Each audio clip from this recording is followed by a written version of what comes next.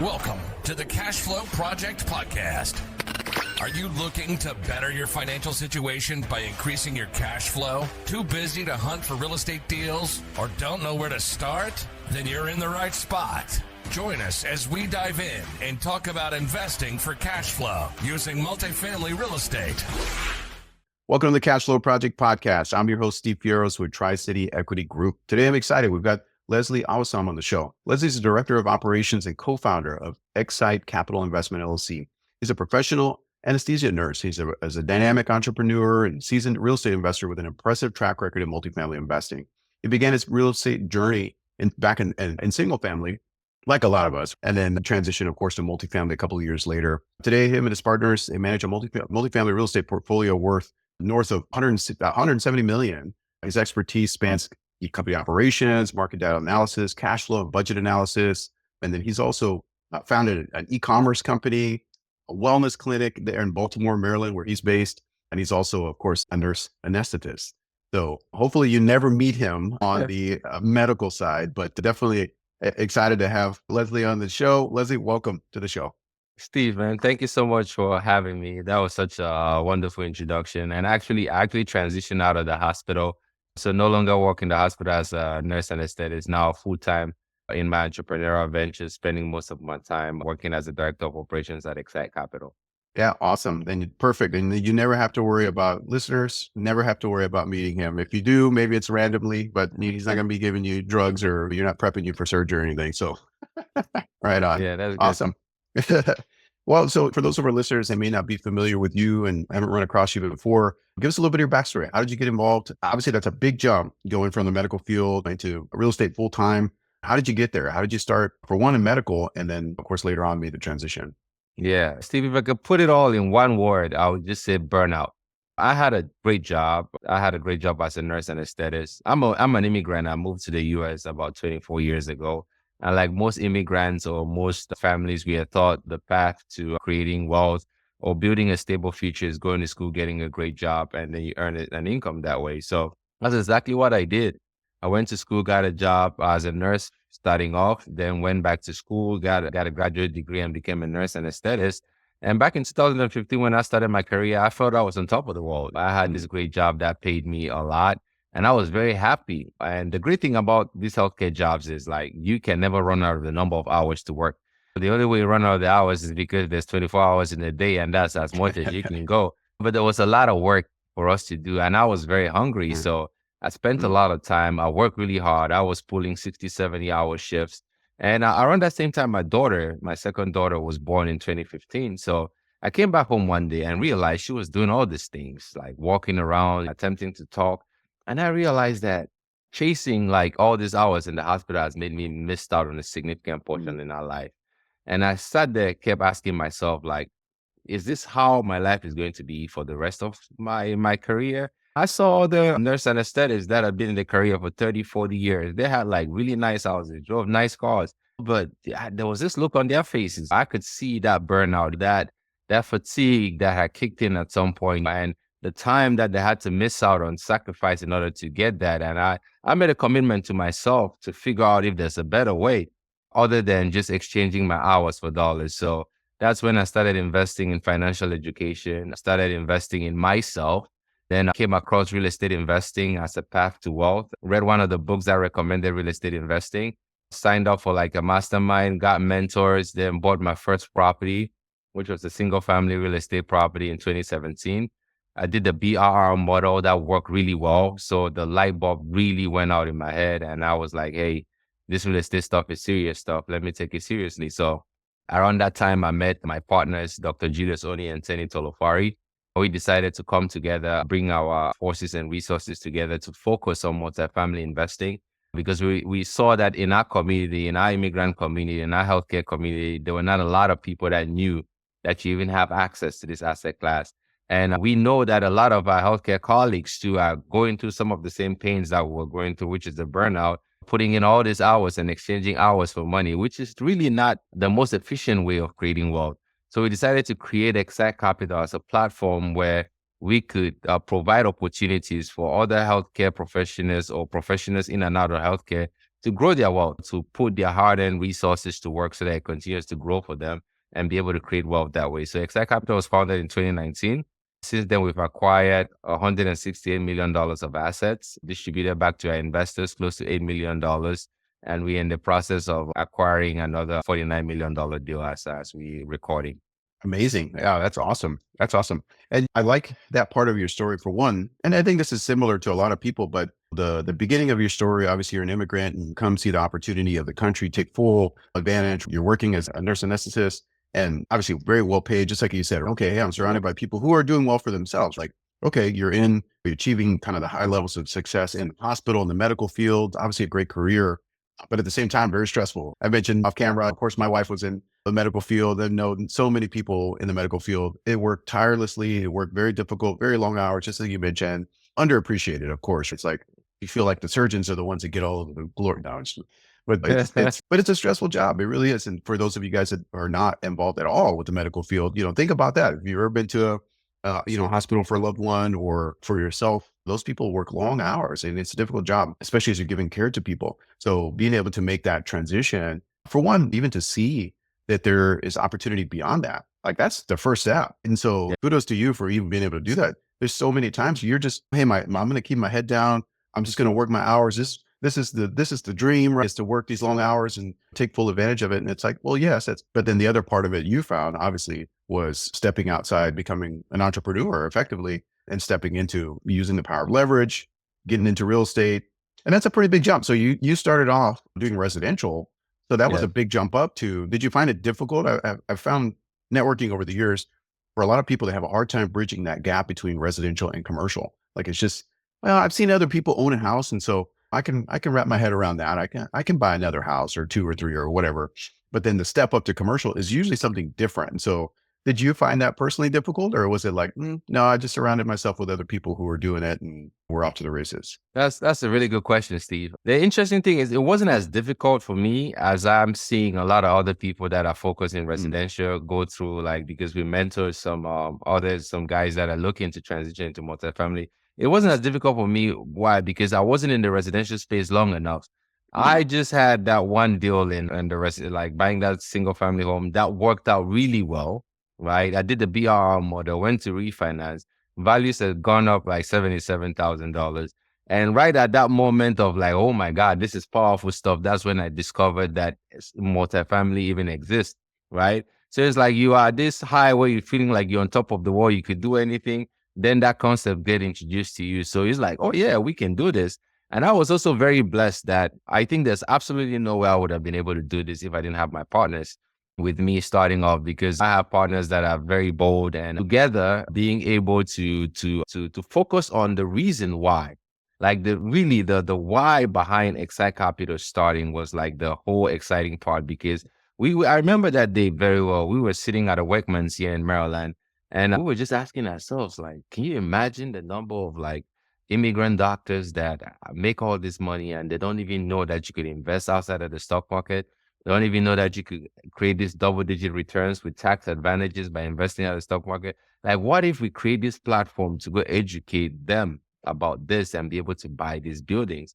So that whole passion and purpose behind it was like, just got us really excited. It didn't matter what the obstacle were. It was just like, okay, what do we need to do next? What do we need to figure out next? Which mentor do we need to hire next? And they just took it one step at a time, and doors just opened up, and then more possibilities came along the way. So yeah, so it wasn't as challenging like I find most people going through. Yeah, no, that's awesome. And I'm almost even thinking too, because, and I've heard this before, and I'm sure you've probably heard this before, kind of the concept of the immigrant edge, where it's like, well, hey, like I don't have this preconceived kind of notions of how it's supposed to, quote unquote, supposed to be, right? It's like, well, I saw my parents, I saw my grandparents, like they bought a house, and my parents bought a house. So like, oh, okay, I can do that. That's going to be my route also. It's like, nope, you came from somewhere else. And it's like, hey, the opportunities are endless. Like you've already achieved success working in your W-2, and you're surrounded by other people who've also kind of put in that hustle, put in that time, the energy, all of that it takes in order to get where you need to be in order to work for the hospital. You mentioned where your partners are, doctors as well. So, I mean, lots of hours of study. You've already put in a lot of commitment and time. That kind of brings me to another flip question too. Was it hard to leave the hospital? Like knowing that you hey, I put in a lot of time to do this. I've helped a lot of people. Was it hard to actually walk away from, let's say, the work, or was it, no, you know what, I can help more people doing on the investing side? Was that difficult for you to make that transition from the hospital to working full time in real estate? Oh my gosh, Steve. Like, you're really good at asking questions. That was the most difficult decision I've ever made in my life. Mm, And I made that decision at a point where we had built Excite Capital to 168 million. We making like revenues. 2022, we made revenues in the seven figures, six figures. So the company is growing and doing really well. And then I have started my wellness clinic with my wife and another partner, and things are picking up over there. So it was very difficult because I had to walk away from a lot of money that the mm, hospital provided, right, with the hours, but I had to exchange my hours for that. To use that time to focus on building these platforms that I've created that have the potential to grow way higher. So, but it was the one concept that helped me is this framework that I learned along my journey. It's like the burnout framework. It's like you have these four quadrants, right? It's like mm, the cash flow quadrant. You have this four quadrant. It's at the top of the this side of the quadrant. You have somebody that has no burnout, has no job, they're not doing anything, so they're not making any income.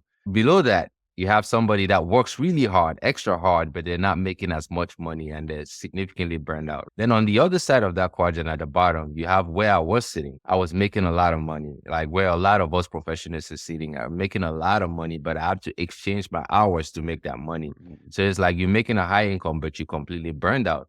Then at the top of that quadrant, right? That's the goal. That's where I want to be, where you're building platforms, building businesses, or making investments that keep producing income for you, where you get back what is the most valuable thing to you, which is your time.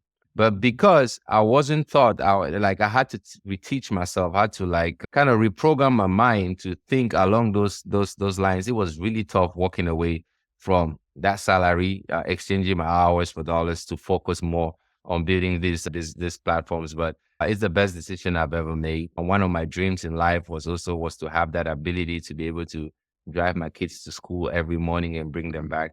And I get to do that every day. I get to build something that is really special with other partners that I enjoy working with. I get to provide that value to members of our community, and I get to share this knowledge with other people and see other people grow, like mentor other people and see them like get that spark light up in their eyes, in their minds, in their hearts, and they go out and start doing some amazing things. So I wouldn't trade that for anything. I truly feel like I'm living in my purpose. So while that was a hard decision, I'm glad I found the courage to make it.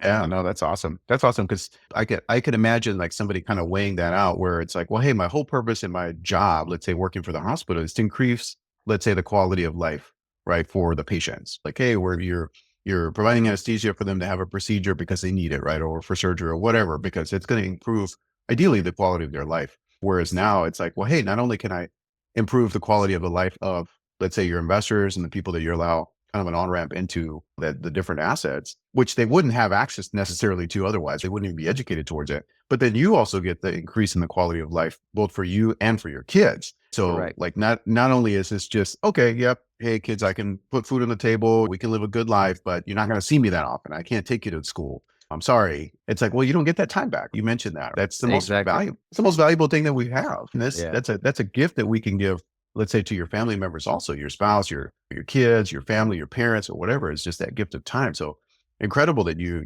guys have created that platform to allow others to also experience the same. So yeah, very powerful why. And that's all. Yeah, absolutely. That's also an encouragement too for those of our listeners. If you're finding kind of a struggle in trying to, all right, well, hey, I'm willing to hard, just like Leslie was saying, I'm willing to put in the work. And I think most people are. I think a lot of people are. It's like, man, I'm working so hard. No, we get it. But it's like, okay, well, what's the why for wanting to go outside of your comfort zone? Like for Leslie, it's like, okay, well, hey, yeah, I can work in the hospital. Yeah, I'm surrounded by other people who are success. But my why is like, man, I want to take my kids to school. I never see my kids. I don't have that flexibility with my schedule. That's my why. Yeah. I want to have a higher quality relationship. Well, Yeah. what's your why? Like, what can you do? What kind of questions can you ask yourself? What is your why? How can you make a bigger impact in other people's lives? So sometimes we need to be challenged in that way. And if you're not surrounded by people who are asking those questions, it can be difficult to do that. So, oh, I love Absolutely. it. I love it. I love it. Well, I'm kind of curious now, like the last few years, we'll kind of switch gears a little bit and kind of work more like in operations and kind of in the business, let's say.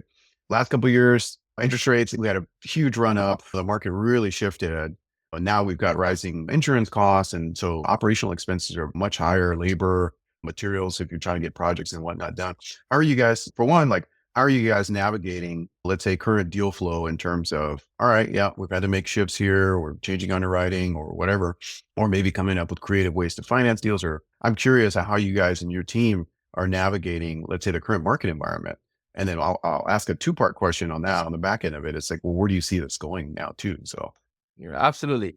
So the last 22 months have been like really, really slow on the deal flow side. But we never stopped. We bought our last deal at the end of 2022, like when the market was starting to fall down. And we kept looking at deals, kept underwriting deals, kept reviewing a ton of deals, but nothing was penciling, right? Given the changes in the market. And we stayed disciplined to our underwriting, conservative underwriting metrics, and nothing was penciling. It wasn't until June of this year that we took our deal, the deal that we currently have open for investment, under contract. But we keep a true pulse of the market. Our acquisition strategy right now is really to focus in on markets that we have a lot of knowledge on. Like we like the Atlanta market, we own an asset over there. We like the Columbia, South Carolina market, we own a couple of assets over there. So we understand the market dynamics. We have some resources within that market. We know what the expenses are for the assets that we're buying going into it, because we already have another asset that we're able to use the numbers from. So our underwriting, our projections and everything, again, we made adjustments based on where the market is at, right? And also leveraging other data sources like CoStar to see what the future projections are, but staying very conservative, especially on items like rent growth. Expenses went up. So we keep a close track of that. So having that presence within the market, our property managers, the same that we're going to use, we already have the presence within the market. I see all the expenses on a monthly basis. I see what's happening on the property on a weekly basis. So it gives us that good intelligence to be able to make the right projections on our underwriting when we're taking down these assets. So the market has been like a huge, with the interest rate spiking, it took a while for prices to adjust, but I know you're probably seeing that in the markets that you're into, Steve. But right now, it's like you're seeing like a 20 to 35% discount in prices, right? From where it was at the peak in the 2021, 2022. So yeah, I think it's like really like an exciting time right now to get in the game. I think right now is like one of the best times to buy a multifamily property. Like one of our mentors said, it's unfortunate because he said real estate and stocks are the only two items when it's on sale, nobody wants to buy. So these assets are highly discounted right now. Interest rates are signaling that they're going to drop down. So now is the time to go in and buy. So we have a deal, we're closing. After that, we're going to be looking for more deals. So we're going to be heavy. We're going to be very, very aggressive on acquiring more deals, because we see this window of opportunity and we really want to get a bunch of our investors on these deals as much as possible. yeah, no, for sure. Yeah, no, I agree. And it has taken a little while. Same thing for us. Deal flow, it really kind of slowed down. And doesn't mean that you stop underwriting, stop looking at deals, but just to your point as well, hey, you don't want to push anything. That was a wrong time to, and even now, like you don't want to be so aggressive. We're still facing some headwinds here. Obviously, we're recording this right now in October, but probably by the time it releases, we're going to be around election time. And obviously that can impact things. It's impacting things even now. We just had some storms roll through. Hopefully none of your properties or you guys weren't affected by any of that either. I know that a lot of people have been. But you have a lot of variables that you can't control. So the things that you can control are being mindful of the underwriting, not being too aggressive, not being overly aggressive and try to force something. But I think you're right. I think there's definitely opportunity now.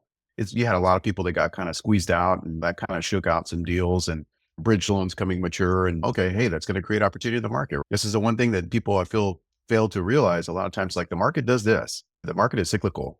So it doesn't stay up forever, doesn't stay down forever. You just have to be able to kind of recognize that there are ebbs and flows in the market and be prepared. Like if you're, oh, that's a great deal, but I don't have any capital, I don't have any dry powder, then you're not gonna be able to take advantage of it.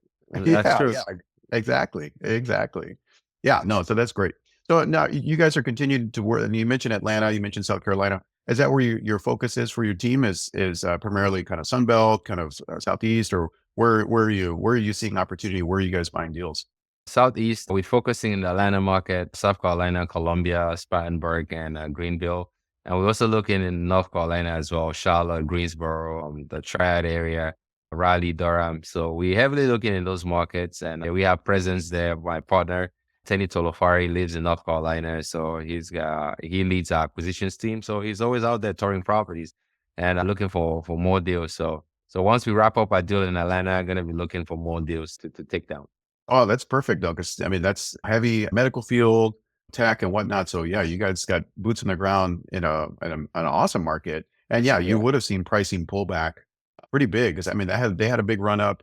A lot of markets did. I had a big run up when the rates were so cheap, and of course you had a lot of cap rate compression, really spiking values. But yeah, pullback now. I mean, that is shaking loose some opportunity. So yeah, no, like I said, totally agree with you that there's a lot of opportunity both now and I think coming forward. So that's a good time to not be good time to get off the sidelines. Good time to educate yourself. Listen, do what you're doing right now. Listening to an awesome show with an awesome guest and learning. And okay, hey, what can I do to make kind of take the next step forward? Absolutely. So the I know you focused on creating community. What tell us a little bit more about the community, about the Excite community, and I think that's really unique, and I think it's an underserved market segment. I mean, there's a lot of different segments you can go into. Obviously, that you guys have the expertise of being medical professionals yourself, because that looks like that's who that's the target audience and kind of who you guys are catering to. Tell us a little bit more about the community. Is that something you guys are having events for, meetups, or is it like primarily online? Like fill us in a little bit more on that. No, that's a great question, Steve. Yeah. So when we got in the business, one of the things we noticed is like there was like a lot of gatekeeping of information. Mm, It took us a little while to be able to learn things. We had to pay to get anything. So we got really frustrated about that starting off. So and a lot of our investors are very new to this. A lot of our mm, investors have never heard about multifamily investing. All they know is like stocks, crypto, everything that is mainstream. But a lot of them did not even know that they qualify as accredited investors to invest in these assets. So in order for us to be able to serve that community, we had to educate. So we do a lot of education. When we started off, we started with an in-person meetup every first Monday of the month. When COVID came, we transitioned that into like virtual, and that just expanded where we're having this virtual meetup every first Monday of the month. Then on top of that, started back in 2020, I started like an underwriting class. So because I understood that a lot of our investors did not even understand the numbers perspective of things. So we started teaching them underwriting, how to evaluate deals, how to look at deals. If you wanted to go buy a deal yourself, you come and learn from us how to underwrite for free. mm. So we've been doing a lot of that informally. We do like community events, quarterly investor dinners, or quarterly Excite events where we invite people, come, just talk, network, and share ideas. And a lot of members, right now, we have a database of over 6,000 professionals, and most of them being medical professionals. So a lot of these guys, like, I've been asking for like a formal place where we could come and educate, share some of the ideas and everything that we've learned. So this year we launched a unique community, like a private community on Circle. It's called the Excite Community. That's community.excitecapital.com if you wanted to get access to it. On that community, we're going to continue doing what we've been doing over the years, providing a lot of education. It's going to be a place where all of us, these professionals, we could share ideas, work together, learn about real estate, learn about other businesses. Everybody that's looking like burned out at the job, looking for another option to create alternative sources of income so that you could have that option. It's about having that option so that you have multiple sources of income. So all the lessons we've learned along the way to get to this point, Steve, like we invested a significant amount of money in ourselves, from coaches, mentors, books, courses, seminars, learning everything from real estate investing to sales leadership, building teams, everything that you could think of to help us grow what we've been able to grow. So our intention is to share as much as we can to members of our community on that private community. So yeah, so if that's something that you're interested in, yeah, come check us out. It's community.excitecapital.com. Yeah, so I'm really excited for it because sharing knowledge, teaching others is something that I'm truly, truly passionate about. So I'm really, really excited for it. And I can't wait to meet you guys on there. Yeah, that's awesome. Yeah, no, thanks for sharing that. We'll make sure for the listeners, we'll make sure we leave that link in the show notes. So if you guys want to check it out, you can hop on there and connect with Leslie and the rest of his team. Yeah, because that sounds like an awesome thing. And you're right. There is, like I said, I feel like before it was a ton of like that gatekeeping, and I'm even now too. Like I mean, there's a lot of resources out there available. A lot of Yeah. people don't know. They don't know the right questions to ask and kind of how they can find out that information, or even too like that there's communities out there that hey, look, we all want to see each other succeed, but of course it's not child's play. There are significant skills and resources you need to be able to tap into and take advantage of. And so why not do it with community? So Yeah. that's a perfect way to do it. No, that's awesome. Well, we have a little section in our show. It's called struggle sessions. So basically, hey, what are some of the obviously any entrepreneur, any investor, right? It's not all rainbows and sunshine. Like not everything is always easy. And oh, sure, yeah, I just had a couple $1 million drop into my lap, and we found the right operators and the right deal and all of that. But usually it's some bumps and challenges in the road. Tell us, me in the listening audience, let's say, what's the biggest mistake that you've made so far in your career, and how did you learn from it? Because I think too often times, like I said, too many of the shows, like everything is, oh, it's amazing, and you're pulling up in the Lamborghini or the Bugatti, and it's like, oh, that guy's so lucky. Like, but it's not always the case. And that's not reality. It's like, well, it takes a lot of hard work and effort, and it's not always a smooth sail. What is a deal that you had that maybe went sideways, or just a learned lesson somewhere along the way that caused you to, okay, hey, we're not doing that again, or we're staying away from that market or that or whatever. Can you share a mistake that's happened or a lesson that you learned from it? Absolutely, I could. If I start sharing those mistakes, Steve, we might finish. We might take another 2 hours in the podcast. And I'm glad you mentioning this, because a lot of times when we get on podcasts and talk about the growth and success, and it feels like we're just pushing out a lot of shiny objects out of there. But I'm glad you mentioned it, because it's what the sacrifice is, what the hard work, but it does require a lot of hard work, and it does require a lot of grit to be able to deal with some of these challenges that come along the way. As you were asking, one that comes to mind is like we own a property in Baltimore, Maryland. It was a distressed sale that we bought at the end of 2022. The bank was getting ready to foreclose on it, and they reached out to our CEO with some inside information. So we were able to buy it for cheap, right? We were able to get it at a good basis. But then when we got it, we were projecting that, oh, we're going to get in this property 8 months. Had the property manager looked at it, we said like, yeah, we're going to stabilize this property in 8 months. And that was a projection that we used to go out to tell our investors, this is what we see in this property. But as soon as we got in the property, reality sets in. We realized, oh my God, the things on this property are really bad. And it takes a longer period of time. What we did not factor into our equation was like how long it was taking to actually evict people after post-COVID. The moratoriums had expired, but the state of Maryland still had some loopholes in places where tenants were using it.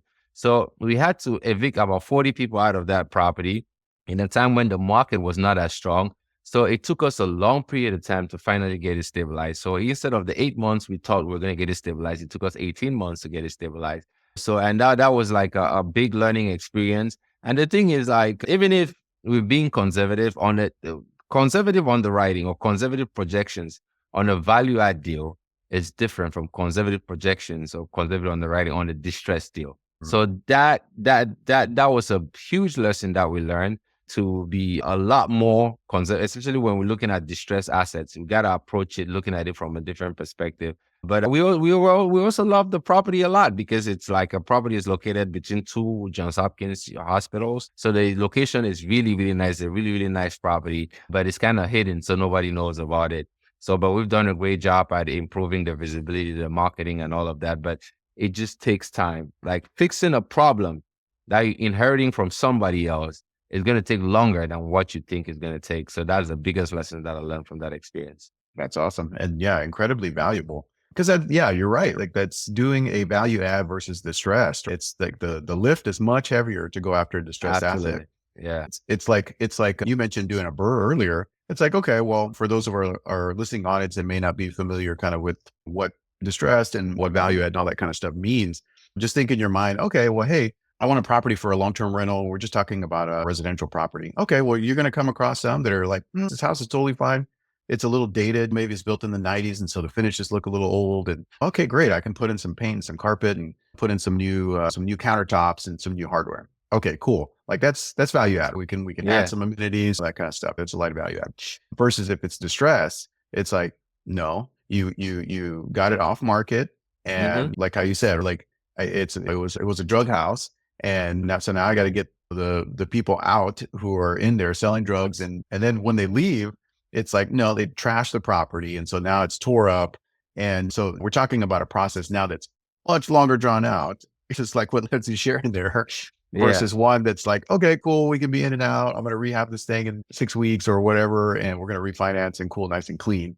That now turns into no, it took a long time to get those people out. And guess what? It was a meth house. And so like now we got to do all this remediation and change all kinds of stuff. And it's just a total mess. It's a totally different deal. Although on paper, it does look similar. Well, hey, the value is going to be this after we make improvements Yeah. and that kind of deal. But the process of that is just, yeah, way different. And like you found out, right? The timeline way longer. And when you're dealing with big numbers of a commercial property, oh man, like you talk about it. Hey, the clock is ticking to get things going. So no, thank you for sharing that. That's actually a very valuable lesson. And for our listeners that may be kind of going after property, keep that in mind. Keep that in mind. That's huge. So thanks for sharing that. Let's say, well, this is the point of our show where we transition to what we call our fire round. So just a little brief, more rapid fire Q&A, something a little bit lighter, a little bit more fun. Is that something you're up for? Let's do it. All right, awesome. Well, first question. So, what is your favorite book recommendation? I see you got a nice bookshelf behind you. Maybe some of that's medical, maybe some of it's real estate. I don't know. But what are your go-to book recommendations for? Really, it can be anything. It can be mindset. It can be business. It can be real estate. It can be whatever. So, by the way, none of them is medical, except books on psychology. My book recommendation right now, I'll have to say, is The Ultimate Sales Machine by Chet Holmes. Yeah, that's a really good book. I'm going through it right now, studying it. So that's the book recommendation I'm going to give. Right, awesome. I love hearing stuff that I don't usually hear it. So I don't think I've heard anybody recommend that one on the show just yet. So we'll check that one out. Ultimate Sales Machine. All right, next question. What would you consider your superpower to be? I would say this is what others have told me, that my superpower is the ability to help others see like what they're capable of doing, like that Mm, ability to mentor others, to be able to do more for themselves. Because I'll tell you like a funny, like a story is when I was coming up, like even when I was a nurse, I always had this itch to be an entrepreneur. And I was looking around trying to find anybody around me that could be like a mentor, that has done some amazing things that I could follow, but there was nobody, right? Nobody in my community. I could not meet anybody until one day I was talking to somebody and I was explaining this to them, somebody that's in a different field. And he looked me in the eyes and he said, the person you're looking for is the person you have to become. And that really hit home for me. So I enjoy mentoring others. So I think that's my superpower, being able to help people see further than what they think they're capable of doing. wonderful. That is a great superpower. And that's how you know that that's true is if somebody else told you that, then Yeah, okay, then they'll see in you what you don't see in yourself. And so that's very absolutely. powerful. Yeah. Yeah. It's a great quote actually too. The person you're looking for is the person you need to become. Excellent. Yes. Next question for somebody busy working professional, obviously a lot of who you're working with. What advice would you have for them if they're trying to achieve financial freedom? They're working towards that. What advice would you have? I would say if you're already on that path, it's great. Stay on that path. It's not an overnight journey. It's a long-term journey. It's a long-term goal. But the most important thing is you start doing something. You've gone to school, you have a good job, you're earning a good enough salary. So now is the time to use that money, to leverage that money so that it creates more wealth for you, whether it's investing in yourself through education, coaches, seminars, or whatever, or investing in other assets. The most important thing is that you have to put that money to work for you instead of just consuming. Because then if you do that over time, it compounds. Even an investment in yourself compounds over time to make you grow to become somebody else. So investing, just like investing in the stock market or real estate, compounds over time and create a higher amount of wealth. So it's very important that you use those resources to invest in yourself or invest in other assets. Yeah, no, it's powerful too. And you'd be surprised how much I think a lot of times people discount if they were to just take a season of their life, right? And then it's not a long period of time. Like it doesn't have to be anyways. If they take a season in their life and just say, look, I'm just going to pour into myself, right? I'm going to do some self-development, some improvement, read some books, right? I'm going to read some books. I'm going to just get around in some groups that maybe I don't usually do that. Even just for a season, gosh, they can alter the trajectory of your life massively, massively, massively. So yeah, no, that's really, really good. All right. And then last question for you, what advice would you have for your 20-year-old self? Man, my 20-year-old self would be like, I don't know, stop being a wuss and just go out there and do it, man. I was so much of an introvert, just scared of going out, networking and talking to people. Like I had all these beliefs in my mind that kept me from going out and being able to network. Even like doing something like a podcast like this would have been something really foreign to me. So it's just about do, like just go out and do. The world is not dangerous like you think it is. And there's some amazing people out there. And once you take one step towards the direction you're supposed to go, you're gonna meet other people that will walk along that step with you. So that's what I'll tell my 20-year-old stuff because I've spent a lot of time just in my own thoughts circling around when all I needed to do was just take a step in the right direction. Yeah. Yeah. I know this. And a lot of times it's that first step. It's that Yes. first step towards the future. It's Yes. always the hardest one. Yeah. No, that's really powerful. Well, if our audience, again, I know you kind of mentioned some of it earlier, but if they want to reach out, they want to connect with you, they want to connect with the team, what are the best ways to do that? All right. So the best place you can find me is our community. I'm there every week for teaching, doing a lot of presentations or interacting with other community members. And that's community.excitecapital.com. That's X as in xylophone, SITE capital.com. And I'm also on all the social media platforms. Leslie Awasom is my name. And that's my name on all of social media. So connect with me, reach out. Let's continue to learn from each other.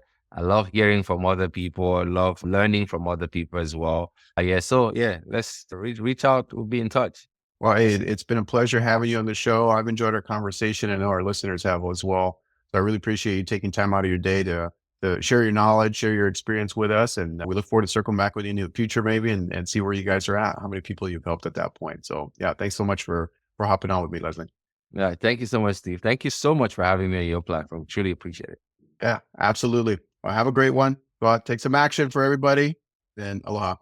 Oh, great conversation with Leslie. I was from Excite Capital. Great guy and great story, making the transition from the medical field, working as a nurse anesthetist. You're working long hours in the hospital, which is, as I'm sure maybe a lot of our listeners are used to working, whatever field that you're working in, and looking for a way to, hey, how can I get my time back? How can I spend more time with my family and not continuing to put in the long, long hours? And you may enjoy your job, but it's something different when you have to do the job versus like, no, I get to do it. And I'm doing it because, not because, hey, I've got my mortgage coming up and the bills are due, but because I've got a passion for it. Awesome. Those are two different things. So the main thing is working towards getting back your time. And so, yeah, a pleasure having him on the show. Go out and check out his community as well. If you guys are medical professionals or if you're on the East Coast and you just want to connect with them, they've got some in-person meetups and some good things happening over there. Guys, if you're interested in investing with us, go to tricityequity.com. You can learn more about the current opportunities and some previous deals that we've done. We also have, of course, our local meetup. So if this is your first time listening to the show and you want to connect with us here locally, you're in Honolulu or you're going to be visiting, we'd love to be able to connect with you. We've got a group that meets every month at a beautiful location. So Honolulu multifamily and more. So we'll leave the link in the show notes if you guys want to check us out there. You can also find us on meetup.com, all the different platforms there to be able to meet you in person. And also too, if you continue to find value in the show, hit the like button, hit the subscribe button, depending on the platform. Leave us a 5-star review. We'd love to continue to provide you great content. And the one way we can continue to do that is getting some encouragement from you guys that you're finding value in the podcast. All right, guys, that's going to be it for today. Go out, take some action, and we'll see you in the next episode.